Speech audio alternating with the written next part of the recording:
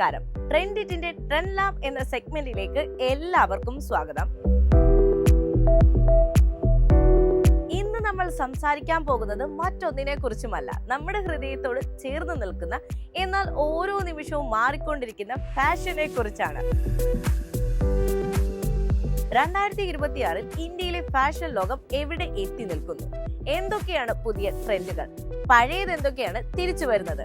ഇതിനെക്കുറിച്ചെല്ലാം വിശദമായി തന്നെ ഇന്നത്തെ വീഡിയോയിൽ നമുക്ക് നോക്കാം. Let's get started. ആദ്യമായി നമ്മൾ കാണുന്ന ഏറ്റവും വലിയ മാറ്റം പ്രാക്ടിക്കൽ മാക്സിമലിസം ആണ്. ഒരു കാലത്ത് നമ്മൾ വിചാരിച്ചിരുന്നത് ഫാഷൻ എന്നത് കംഫർട്ട് കുറവായിരിക്കും എന്നാണല്ലേ.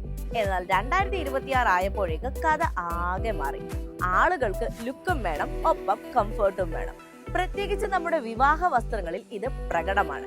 പണ്ടൊരു സാരി ഉടുക്കാൻ എത്ര സമയമെടുത്തിരുന്നു? എന്നാൽ ഇപ്പോൾ പ്രീ ഡ്രേപ്പഡ് സാരികളുടെ കാലമാണ്.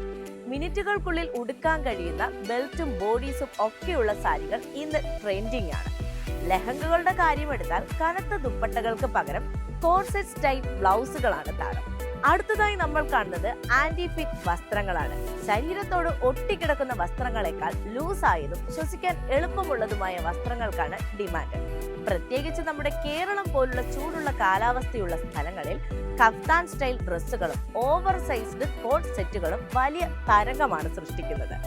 ഇക്കത്ത്, അജ്രക് തുടങ്ങിയ തനത് ഇന്ത്യൻ പ്രിന്റുകൾ ഈ ലൂസ് സ്റ്റൈലുകളിൽ വരുമ്പോൾ അത് നൽകുന്ന ഒരു ലുക്ക് ഉണ്ടല്ലോ, അത് വേറെ ലെവൽ തന്നെയാണ്.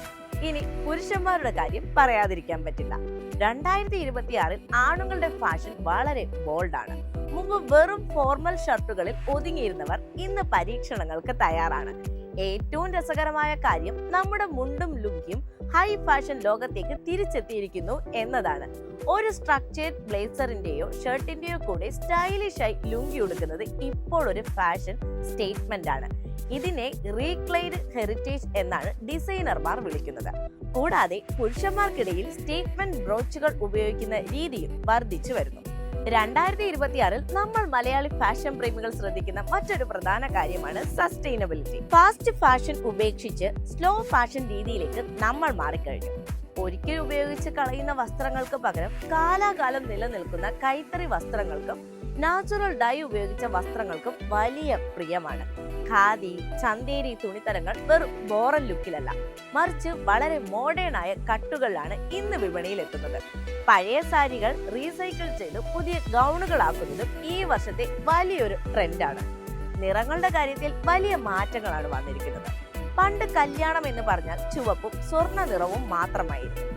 എന്നാൽ ഇപ്പോൾ ലാവെൻഡർ, മിന്റ് ഗ്രീൻ, ടെറാക്കോട്ട തുടങ്ങിയ എർത്തിക് നിറങ്ങളാണ് താരം. പിന്നെ ഷൂസിന്റെ കാര്യം. ലെഹങ്കയുടെ കൂടെയോ സാരിയുടെ കൂടെയോ കല്ലുകൾ പതിപ്പിച്ച സ്നീക്കേഴ്സ് ധരിക്കുന്നത് ഇപ്പോൾ ആരും കളിയാക്കില്ല, മറിച്ച് അതൊരു ട്രെൻഡാണ്. ഹീൽസ് ഇട്ട് കാല് വേദനിക്കുന്ന കാലമൊക്കെ കഴിഞ്ഞു.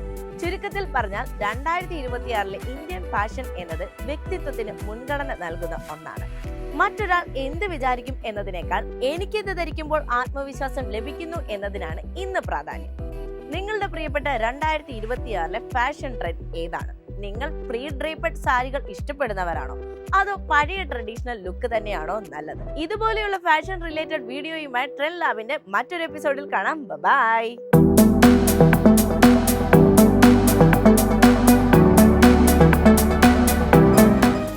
എളുപ്പത്തിൽ സമ്പാദ്യം വളർത്താം. ഇന്ന് തന്നെ മൈഫിൻ TV ആപ്പ് ഡൗൺലോഡ് ചെയ്യൂ.